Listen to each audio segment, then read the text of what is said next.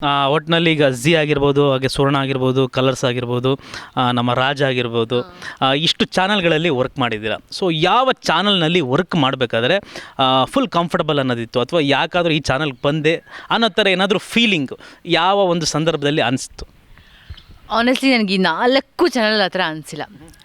Raj music ನನಗೆ ಈ ಎಲ್ಲ ಇದಕ್ಕೆ ಒಂದು ದಾರಿ ಮಾಡಿಕೊಡ್ತು. ಹೋಗ್ತಾ ಹೋಗ್ತಾ ಹೋಗ್ತಾ ಅದು ಚಾನಲ್ ಅನ್ನೋದಕ್ಕಿಂತ ಹೆಚ್ಚಾಗಿ ಫ್ಯಾಮಿಲಿ ಆಗೋಯ್ತು ಅಲ್ವಾ. ಸೊ ಆ್ಯಂಡ್ ಅದಾದಮೇಲೆ ನಾನು ಫಸ್ಟ್ ಸ್ಟಾರ್ಟ್ ಮಾಡಿದ್ದು ಅದೇ ಶುಭ ವಿವಾಹ, ದಟ್ ಇಸ್ ಝೀ ಕನ್ನಡ. ಅದಕ್ಕಿಂತ ಮುಂಚೆ ಅದೇ ಅಶ್ವಿನಿ ನಕ್ಷತ್ರ ಅದು ETV ಇತ್ತು, which has become colours Kannada ಇವಾಗ. ಸೊ ಆ ಟೈಮಿಂದ ಆ್ಯಂಡ್ ನನಗೆ ಎಲ್ಲೂ ಕೂಡ ನಾನು ಹೇಳ್ದಂಗೆ ನನಗೆಲ್ಲೂ ಕಹಿ ಅನುಭವ ಆಗಿಲ್ಲದೆ ಇರೋದ್ರಿಂದ, ಬಿ ಚಾನಲಿಂದ ಆಗಿರ್ಬೋದು, ಪ್ರೊಡಕ್ಷನ್ ಹೌಸಿಂದ ಆಗಿರ್ಬೋದು, ನನಗೆ ಯಾರ ಮೇಲೆ ಕೂಡ ಆನೆಸ್ಟ್ಲಿ ಹೇಳ್ತೀನಿ, ಅಥವಾ ನಾನು ಸುಮ್ಮನೆ ಏನೋ ಒಂದು ಹೇಳ್ತೀನಿ ಇಂಟರ್ವ್ಯೂಗೆ ಅಂತ ಈ ಮಾತನ್ನು ಹೇಳ್ತಿಲ್ಲ. ಆನೆಸ್ಟ್ಲಿ ನನಗೆ ಯಾರ ಮೇಲೂ ಯಾವುದೇ ಥರದ ಕಂಪ್ಲೇಂಟ್ಸೂ ಇಲ್ಲ. ಯಾರೂ ನನ್ನ ಹತ್ರ ನನಗೆ ಕೆಟ್ಟದಾಗಿ ಅಂದರೆ ಬಿಹೇವ್ ಮಾಡಿರೋದಾಗಿರ್ಬೋದು, ಅಥವಾ ಆ್ಯಟಿಟ್ಯೂಡ್ ತೋರಿಸೋ ಥರ ಆಗಿರ್ಬೋದು, ಅಥವಾ ಎಲ್ಲೋ ಒಂದು ಕಡೆ ನನಗೆ ಬೇಜಾರು ಮಾಡಿಸಿರೋ ಥರನೂ ಕೂಡ ನನಗೆ ಎಲ್ಲೂ ಪಾಪ ಯಾವಿದ್ರಲ್ಲೂ ನನಗೆ ನಡ್ಕೊಂಡಿಲ್ಲ. ಸೊ ಹಾಗಾಗಿನೇ ಐ ಆಮ್ ವೆರಿ ಪಾಸಿಟಿವ್ ಈ ಒಂದು ಫೀಲ್ಡ್ ಇಂದ, because of all these people. Channel ಆಗಿರ್ಬೋದು, ಪ್ರೊಡಕ್ಷನ್ ಹೌಸಸ್ ಆಗಿರ್ಬೋದು, ಎಲ್ಲನೂ.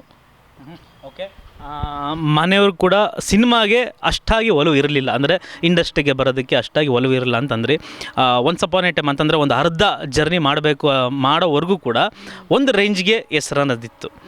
ಬಟ್ ಈ ಮೀರಾ ಅನ್ನೋ ಒಂದು ಪಾತ್ರನ ಮಾಡಿದ ಮೇಲೆ ಮನೆಯವ್ರ ರಿಯಾಕ್ಷನ್ ಹೇಗಿದೆ ಅಂತಂದರೆ, ಯಾಕೆಂದರೆ ಇಡೀ ಕರ್ನಾಟಕದಲ್ಲಿ ಆ ಒಂದು ಹೆಸರು ಮತ್ತು ಆ ಒಂದು ಕ್ಯಾರೆಕ್ಟರ್ನ ಜನ ಇಷ್ಟಪಟ್ಟರು.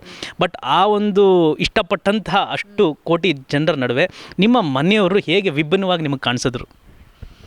ನಾನು ಮೀರಾ ಕ್ಯಾರೆಕ್ಟರ್ ಮಾಡಿದಾಗಿರ್ಬೋದು, ಅಥವಾ ಅದಾದಮೇಲೆ ನಾನೇನು ಕಲರ್ಸ್ ಒಲವಿನಲ್ಲಿ ದಾಣಾಗಿ ಮಾಡಿದೆ ಪ್ರಾಚಿ ಅಂತ ಹೇಳಿ. ಸೊ ಆ ಕ್ಯಾರೆಕ್ಟರ್ ಆಗಿರ್ಬೋದು, ನಾ ಎಲ್ಲೇ ಇವಾಗ ಮದುವೆ ಇದಕ್ಕೆಲ್ಲ ಹೋದಾಗ, ಅಥವಾ ಎಲ್ಲಾದರೂ ಶಾಪಿಂಗ್ ಮಾಡೋಕ್ಕೆ ಹೋದಾಗ ಎಲ್ಲರೂ ಬಂದು ಫೋಟೋ ತೆಗೆಸ್ಕೋತಾರೆ. ಅಂದರೆ ನಮ್ಮ ಮನೆಯವ್ರಿಗೆ ಏನಿತ್ತು ಅಂತಂದರೆ, ನನ್ನ ಒಂದು ಇದನ್ನ ಏಮ್ಸ್ನ ಆ್ಯಂಬಿಷನ್ಸ್ನ ಸಪೋರ್ಟ್ ಮಾಡಬಾರ್ದು ಅಂತ ಅಲ್ಲ, ಬಟ್ ಇದು ನಮ್ಮ ಸೊಸೈಟಿಗೆ ಹೇಗೆ ಪ್ರೊಜೆಕ್ಟ್ ಆಗುತ್ತೆ. ಆಲ್ರೆಡಿ ನನ್ನ ಮಗಳಿಗೆ ಒಂದು ಒಳ್ಳೆ ಕೆರಿಯರ್ ಸಿಗೋಂಥ ಒಂದು ಆಪರ್ಚುನಿಟಿ ಅವಳಿಗಿದೆ, ಅವಳು ಚೆನ್ನಾಗಿ ಓದ್ತಾಳೆ. ಸೊ ಅನ್ನೆಸರಿಯಾಗಿ ಏನಾದರೂ ಬೇಡದೇ ಇರೋಂಥ ಹೆಜ್ಜೆಗಳೇನಾದರೂ ತೊಗೋತಾ ಇದ್ದಾಳ, ಅಥವಾ ಅಲ್ಲಿ ಯಾರಾದರೂ ಏನಾದರೂ ಕೆಟ್ಟದಾಗಿ ಬಳಸ್ಕೊಂಡ್ಬಿಡ್ತಾರಾ ಅನ್ನೋ ಥರದ್ದು ಬಹಳ ಸಹಜವಾಗಿಲ್ಲ, ತಾಯಿ ತಂದರಿಗೆ ಇರೋ ಥರದ್ದು ನನ್ನ ಅಪ್ಪ ಅಮ್ಮಂಗೂ ಕೂಡ ಇತ್ತು.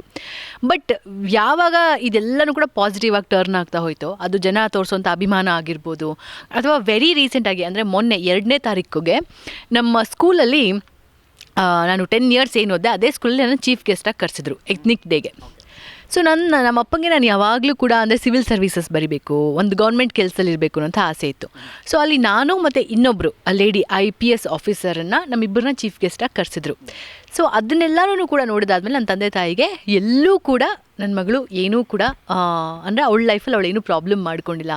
ಸೊ ನಾವೇನು ಎಕ್ಸ್ಪೆಕ್ಟ್ ಮಾಡಿದ್ವಿ, ಅವಳ ಲೈಫಲ್ಲಿ ಯಾವ ಸ್ಟೇಜಿಗೆ ಹೋಗಬೇಕು ಅಂತ ನಾವೇನು ಎಕ್ಸ್ಪೆಕ್ಟ್ ಮಾಡಿದ್ವಿ, ಬೇರೆ ಫೀಲ್ಡ್ ಮೂಲಕ ಆಗಿರ್ಬೋದು, ಬಟ್ ಅದೇ ಸ್ಟೇಜಿಗೆ ಹೋಗಿದ್ದಾಳೆ ಅನ್ನೋಂಥ ಸಂತೋಷ ಅವ್ರಿಗಿದೆ. ಖಂಡಿತವಾಗ್ಲೂ ಪಕ್ಕದಲ್ಲಿ IPS ಅಧಿಕಾರಿ ಕೂತಿದ್ದಾರೆ, ಈ ಕಡೆ ಮಗಳು ಮಾನಸ ಕೂತಿದ್ದಾರೆ. ಸೊ ಎಲ್ಲೂ ಕೂಡ ಕಡಿಮೆ ಇಲ್ಲ. ಯಾಕೆಂತಂದರೆ ಈ ಕಡೆ ಗೌರ್ಮೆಂಟ್ ಕೆಲಸಕ್ಕೆ ಹೋಗಿದ್ದಿದ್ರು, ನಾವು ಬಯಸಿದ್ದು ಅದನ್ನೇ. ಈಗ ಅವಳು ಈ ಪ್ರೊಫೆಷನ್ ಆಯ್ಕೆ ಮಾಡ್ಕೊಂಡಿದ್ರು, ಅವಳು ಬಂದು ಕೂತಿರೋದು ನಮ್ಮ ಇಷ್ಟದ ಪ್ರಕಾರನೇ. ನಿಜಕ್ಕೂ ಆ ಒಂದು ಖುಷಿನ ಕೊಟ್ಟಿದ್ದೀರಾ.